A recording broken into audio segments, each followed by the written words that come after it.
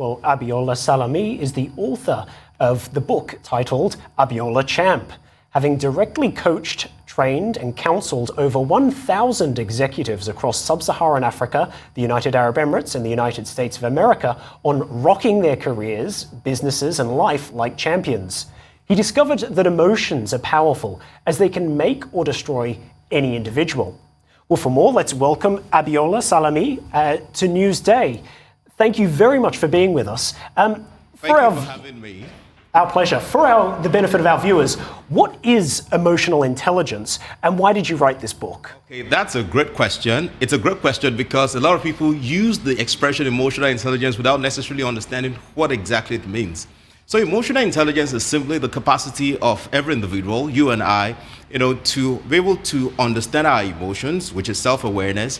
Based on what we know about our emotions, we can manage ourselves effectively so that we can always say the right thing at the right time and do the right thing at the right time. And the other part of it is understanding other people's emotions, and based on the knowledge we have about other people, we develop effective relationships with them, that we can choose what to say and what to do even when we're under pressure. Even when we are not under pressure, we can always put our best foot forward in managing our emotions and saying the right thing at the right time at every point in time. And the reason I wrote this book is because many years ago, and I'm saying that for about 7 years now, I've been facilitating emotional intelligence for corporate organizations, coaching emotional intelligence, for senior executives as well. And I remember a friend of mine saying to me that he thinks that despite all I've been doing in emotional intelligence, that some of my clients don't even know as much about emotional intelligence as much as he knows because of a personal experience he had with me. And he had explained to me that many years ago when this experience happened to him, so I lost my dad, that was the experience, and it was about 20 years ago. And we had a gig, we had something to do on the day that I lost my father. And despite that I lost him that day, I'm the firstborn, by the way, and if you're firstborn in Africa, you know what that also means when you lose your dad. You automatically inherit one wife you didn't propose to and 4 children you probably didn't give birth to. I mean my mom and my siblings. But despite that experience, at that time I stepped up to the gig we needed to do. It was a stage drama. It was a volunteer work, not even necessarily something I needed to be paid for. And so if you were in the audience watching that presentation that day and anybody told you that I just lost my father, the breadwinner, the person paying my school fees, my ticket to the future, you probably would not believe it. And for me, what I understood that time is, in as much as I was grieving, that it's important for me to put my emotions on the check so that I can deliver what I'm supposed to deliver at the right time as always, and I don't just leave people just leave the other team members because I was going through an issue and then I don't step up to my responsibility. So he said to me that is the true meaning of emotional intelligence as far as he was concerned. And I thought about it, that from the testimonials we're receiving from people, who attend my sessions on emotional intelligence, it's just important to put something together that can reach out to more people, that can help them to achieve peak performance and advancement in life, in applying emotional intelligence, in understanding what emotional intelligence is, and in applying it in their day-to-day activities. Interesting. Unfortunately, I haven't read a copy of the book, but it does sound fascinating. Can you explain how this will help organizations, private and public, in the public and private sector, navigate, especially in this time of COVID, where it has been an emotional roller coaster for a lot of us? What value does it add? Great. And I like the fact that you said, though you've not read the book, yes. But let me just share a few things with you. Mm-hmm. In the wake of COVID last year, we put out an excerpt of the book, mm-hmm. the book, to help people enjoy sound emotional and mental health even as COVID broke. And it helped a lot of professionals, to manage anxiety, to help them to manage the frustration that they are going through, sharing tips with them on how they can, manage their emotions, manage the environment such that they can serve customers effectively. So for corporate organizations, the reason any business is in place is to make profit, is to get to understand the customers and serve their customer, offer excellent service to the customers. So this book has insights that will help professionals to, 1, manage their emotions, 2, teach them strategies that they can use to engage and understand other people as well. Empathy is a big thing in emotional intelligence. Empathy says seek first to understand before you are understood. In understanding your customers so that you can know the right service, the right product to advance to them. In understanding your colleagues so that you can know even how to win their support as well.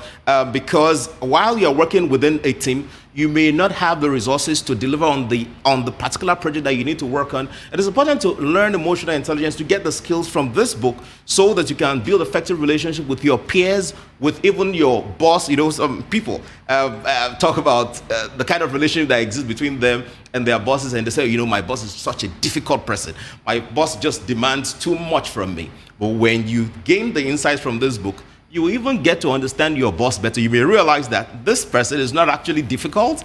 Your boss is just asking you certain things, and if you really understand the demands of your boss and you understand him, you can build a better relationship, and then, of course, you're on your way to back-to-back promotion in the work that you do. Yes, I like the sound of the back-to-back promotion. Yes. Certainly an incentive. But I'm curious, though, apart from yourself, because you told us about your own personal experience, what kind of research did you undergo to write this book? Did you do any case studies? Okay, great question. You probably observed that the person that wrote the foreword for the book is a Harvard professor, and we just did not create this book as a regular book. We created it as a transformational resource to help people. So it means the content has to be authentic. It means it has to be evidence-based. It means it needs to have global relevance. It means that you also need to ensure that author's bias doesn't come up in it. And it's not just something inspirational, but a guide, a transformational tool. So the number of examples, the number of research that we conducted locally, Nigeria-based, Africa, and even globally as well. And the reason is such that not just that the author is sharing his thoughts and his opinion, but it is scientific, it is proven, it is empirical. And not just about my experience, but validated experiences even of other people. So it's an insightful book, it is scientific, it's not just any other book, it's a resource tool. And a number of people have reviewed the book, both local business leaders, global business leaders, both in business and in academia.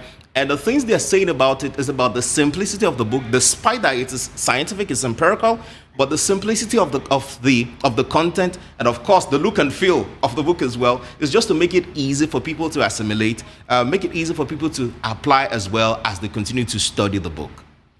So you've spoken a little bit about the importance of emotional intelligence within the workplace, but does this book have lessons for outside the workplace, and why is emotional intelligence so important in these human-to-human relationships? Okay, so it is because all our decisions are emotional, right? The decisions to patronize, to buy something, to spend your money is emotional. The decision to be friends with someone is emotional. The decision to be married to the person that you say you love is emotional. Almost all the decisions we make, they are emotional. So the question is, are you making right decisions, or your emotions is getting in the way of your decisions? So in the workplace, it is quite important that you be a master of your emotions.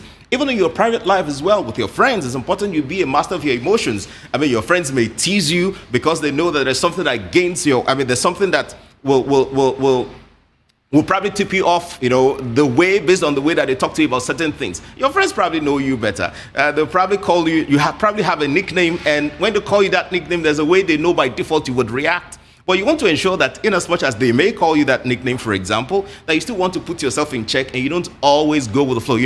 Colloquially, I like to use this expression, I call it mumu button, which is when you don't understand your emotions well, other people who are observing you and they know it, they will press your mumu button. Now, a mumu button, you can call it triggers, right? So they will know your triggers and press. So it's important I have to press the end button here, not the mumu button. Thank you so much for being on News Day, and we wish you all the best with the book.